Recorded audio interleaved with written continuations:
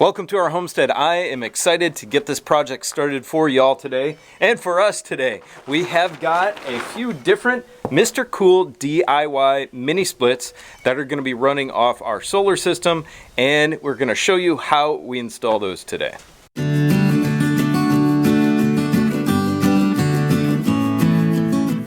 So when you are shopping for your MrCool units, be aware that they have several different product lines. Only one product line, specifically the DIY line, that has to be in the product number. That is the one that is still warranted if you put it in yourself, and they have the pre-charge lines. So the very first thing you need to do is create a solid base for your unit. And that can be done in several ways. You can pour a pad, you can put these blocks in some gravel like I am, and then you should anchor them down to your blocks or your pad with some sort of concrete anchor. So before you even put your pad down, you need to plan out where your unit needs to sit and then run your electrical to that space. Now, you can see we've already got ours run over here for the other unit, and I'm putting the new MrCool next to it. And of course, if you don't feel confident doing that yourself, hire an electrician. Something that is extremely important when planning out where to put your MrCool units is the line set length that comes with the package. So for this 12,000 BTU unit that I need for my main space, I could only find one with a 25-foot line set. I need a longer one. So what do? Well, you can buy a coupler kit, but those are quite expensive, about $200 for a little coupling kit like this. And then you have to buy another line set. So that's probably another $250 for a 16-foot line set. For us, we needed a dual zone. So the company that I found the dual zone at gave me the option for different length line sets. So I chose a 16-foot and a 35-foot. I'm going to interchange the 35-foot with the 25 from this one. Now, be aware that you can't do that with any other unit that is bigger than the 12,000. So those are two 9,000s, and that's a 12,000. You can interchange them.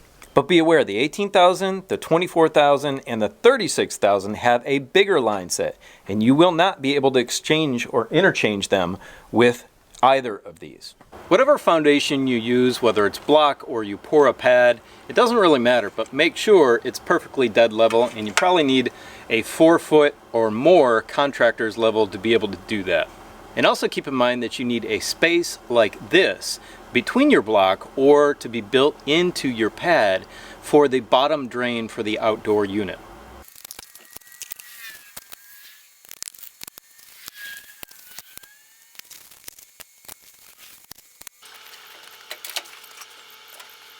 So as you can see, our block is wider than our unit, and that's going to give us the opportunity to just use one block. So our distance to our wall should be 12 inches or more, and you can see we're at 13.5, so we are good to go.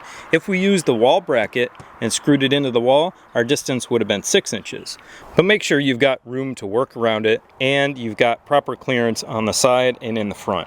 And we are going to use these 2 3/4 inch by 3/8 inch expandable concrete anchors and drill into our blocks. Always mark the recommended depth for your anchor on your drill bit. Here's a trick. Use this paint can opener, if your hole is big enough, to get all that concrete dust out of there so the anchor seats properly.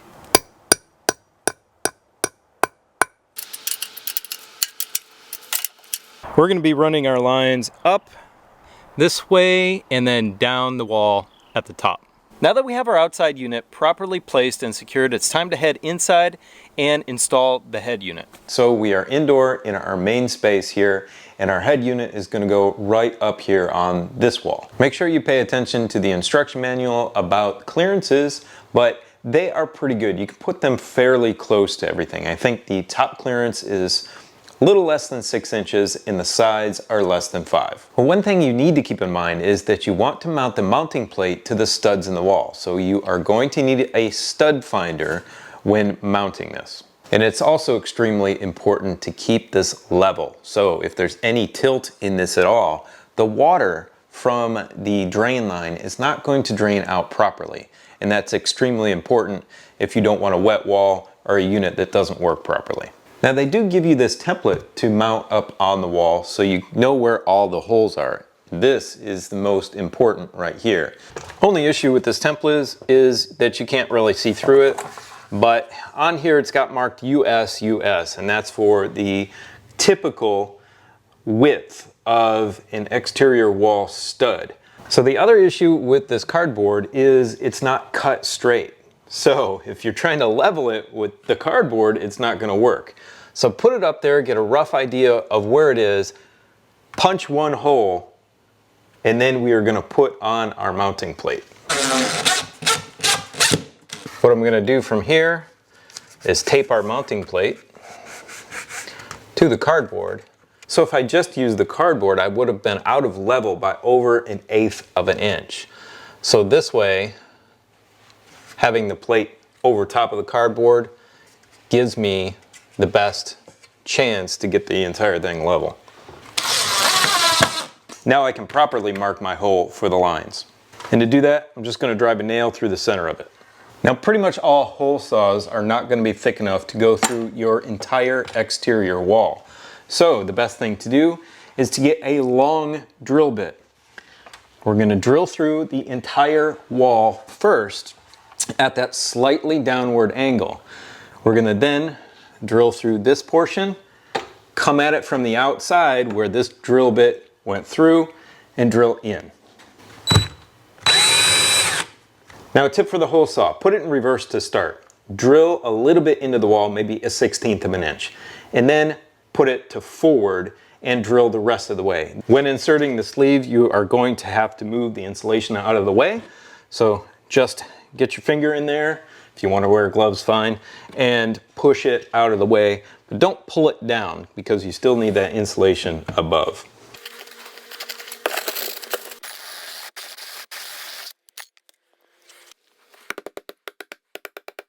What's nice about these sleeves is it has these little segmented cutoff points for different thickness walls.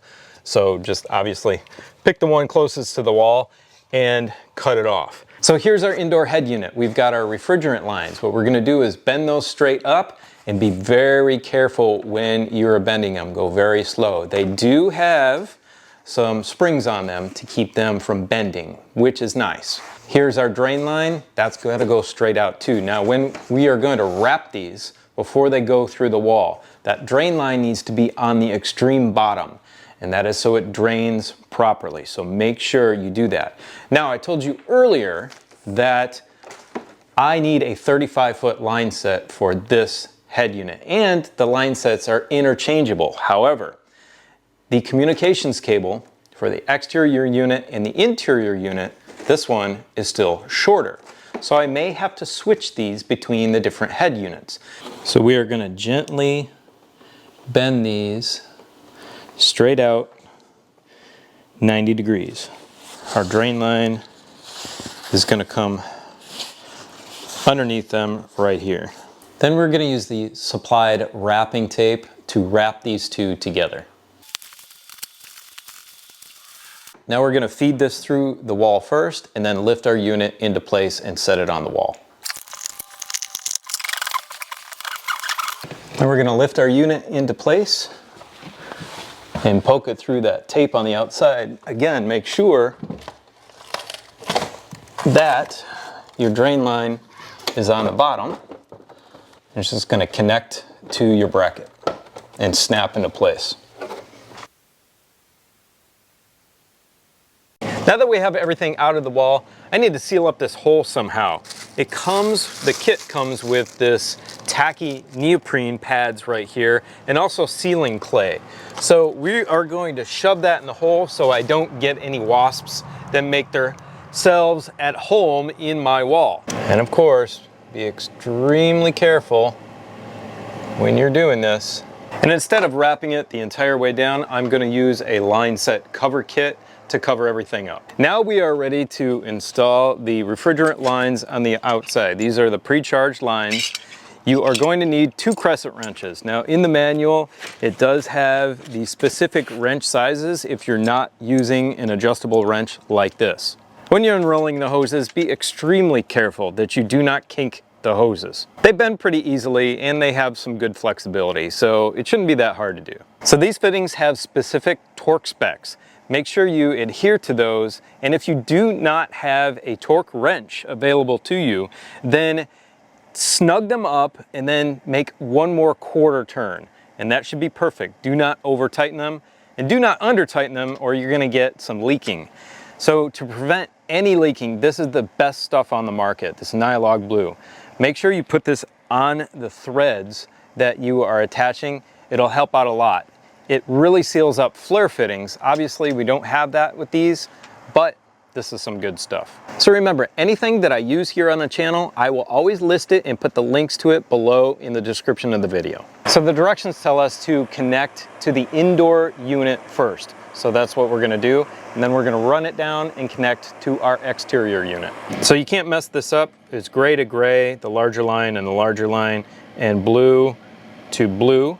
And then also, use your Nylog. Just keep it on the threads. Don't let it get inside of the fitting. I'm gonna hand tighten it until I can't anymore. Like I said, snug and then a quarter turn after that. And we're gonna get our soap and water and check for leaks. So we are getting toward the end of the project. Now we have to connect our refrigerant lines and our communication cable to the exterior unit. So we're gonna take off these two covers and start our connections.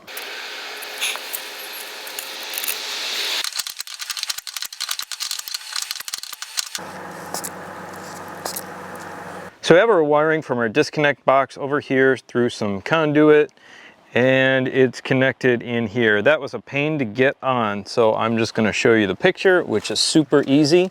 Line is black, N is white, neutral, and the yellow-green is ground, and your bare copper ground goes to that, and that's for 115 volt. And that's what this 12K DIY MrCool unit is 115. So before we power everything on, we are going to open these two caps right here. And that will expose a little Allen key hole for a 5mm Allen key. And that will release the refrigerant from the lines into the unit. We're gonna do the top one first, then the bottom one, and then we are going to cap them back up. We're gonna check for leaks again with our soapy water. So continually do that the entire time. Now when you are opening this, we're gonna open it counterclockwise, and do not force it. Be very gentle and just open it until it stops. Don't go past the first point where it stops. After we do that, we're gonna put the cap right back on, and I'm actually gonna use Nylog on the cap too. Continue to turn it until it stops. There, it stopped. Cap's going right back on. And we're gonna tighten it up. Once you're done with the top, do the bottom. So now we've got everything buttoned up according to the instructions. Now there's a checklist here to go through, making sure that everything is in place. We've got electrical leakage properly grounded, electrical terminals properly covered. It's just basic stuff. Checking for leaks again, water pipe drains, or the drain pipe drains positively, so on and so forth. So make sure you go through all of these. Now it's time for us to power it up. So now we're going to do the test function for it. We are going to turn the unit on, see if we have power first. That is a great sign. Now we are going to run it at its coolest setting first for 5 minutes, and then we're going to run it at its warmest setting for 5 minutes, and then we're going to perform that exact same checklist again. We're going to check for leaks, check for any electrical issues, make sure everything's buttoned up properly. So we're going to select mode, and we're going to go to cool on the remote here, and then we're going to set it as low as it will go for 5 minutes. So we're done with the initial testing, and it works perfect. It is ice cold coming out of here, and I can barely hear it. It is so quiet compared to anything else, compared to my main whole house unit, compared to a window unit. This thing is whisper quiet. It's awesome. And after you're done that initial test run on this, just continue to check for leaks.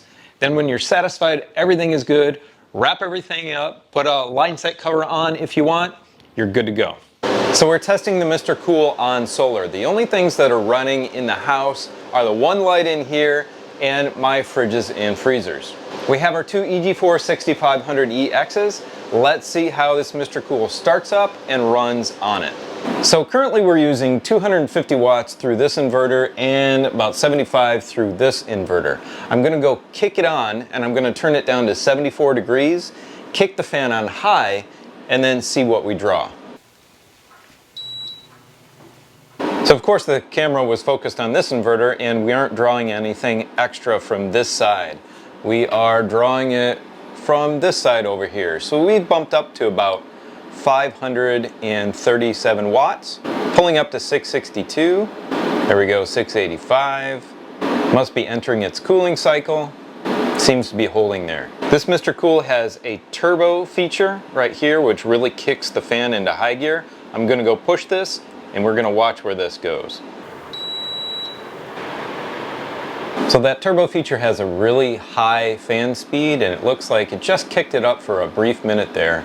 I left it on, but it's still only drawing about 680 to 700, fluctuating up 730 for a second there. So that 12K unit does incredibly well on a solar system. It was only fluctuating between 250 to 790 watts on this inverter. Even when it was fully turbocharged and adding that extra induction load from the motor in there for the fan, it didn't really seem to fluctuate too much. So I'm excited to get the other units installed and they will draw way less than my old broken down 3-ton unit that's on the house right now. If you have any questions about how we installed this, leave us a comment in the comment section below. If you haven't seen any of our solar videos, go check out this entire series about how we put in our own solar system. Have a great day. We'll see you next time. Bye.